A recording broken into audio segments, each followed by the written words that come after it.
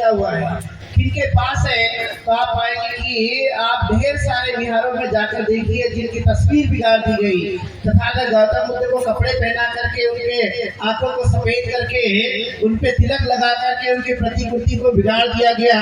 और तब भी वो सोचते रहते कि बौद्ध अनुयायी में शांति बरतनी चाहिए। हमेशा वो यही कहते रहते हैं कि बौद्ध धर्म शांति वाला धर्म है, तो हम मानते हैं कि ये शांति वाला धर्म है। लेकिन इसके बावजूद भी यदि आपने इतने सारे हमारे विहार क्षेत्र स्तूप सबको आपने हड़प लिया है, उनमें से एक जहाँ पर हम लोग बैठे हुए हैं, ये धरती तथागत गौतम बुद्ध के ज्ञान स्थली की धरती है। और इस धरती पे से ही दुनिया में तथागत गौतम बुद्ध को जो ज्ञान प्राप्त हुआ, पूरे संसार में साधना से फैल करके यहाँ तक पहुँचा हुआ है। तो आप समझ सकते हैं कि महाविहार को इतना हड़प लेने के बाद भी वो यदि ये चाहते कि बौद्ध लोगों ने साथ बैठना चाहिए, तो मैं आप लोगों को पूछता हूँ कि क्या हमारे ऊपर में कोई हमारे अधिकारों को छीन लेकर के तब भी हमसे शांति बरतने की बात करे, तो आप भी तब भी आपने शांति बरतनी चाहिए क्या?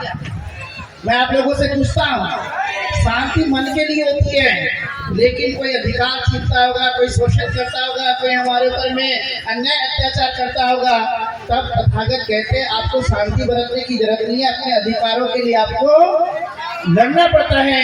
और इसलिए मैं चाहता हूँ कि सम्राट अशोक ने बनाए हुए जितने भी बौद्ध विहार हैं, आप लोगों ने हमें दे देना चाहिए। विशेष तौर पर ये महाविहार जिसकी लड़ाई, जिसका आंदोलन यहाँ पर चलाया जा रहा है, ये सभी के सभी हमारे महाविहारों को आप दे दीजिए।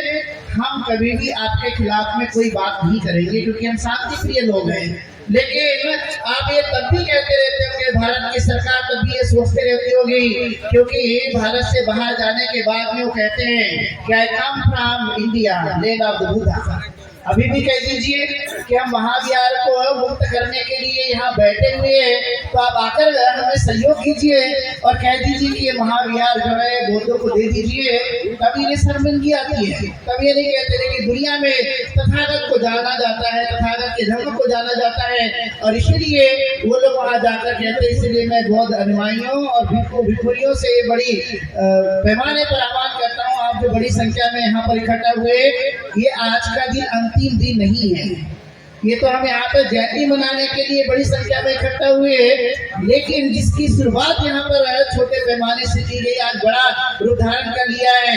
हमने देखा कि हमारे बौद्ध भिक्षु को रात में जब उठाया गया, जब हमने वीडियो देखा तो हमारा दिल धड़क गया, बड़ा दुखा था, मन दुख गया था कि ये हमारे बौद्ध भिक्षु को यहाँ से हटा दिया गया।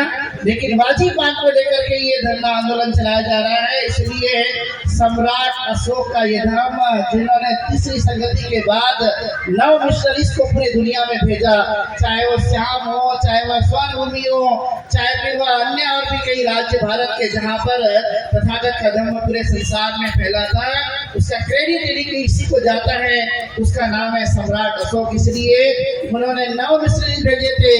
हमने ये इरादा बनाना चाहिए 21वीं सदी में कि हम 9000 मिशनरी पूरी दुनिया में भेजेंगे धर्म के प्रचार प्रसार के लिए, ताकि ये धर्म हमारा और भी गतिमान हो। जैसे कि लामा जी ने बात कही कि ये लड़ाई तो हमारे महाविहार के लिए है, लेकिन इससे बड़ा और हमारा सपना है, वो सपना है बौद्धमय भारत।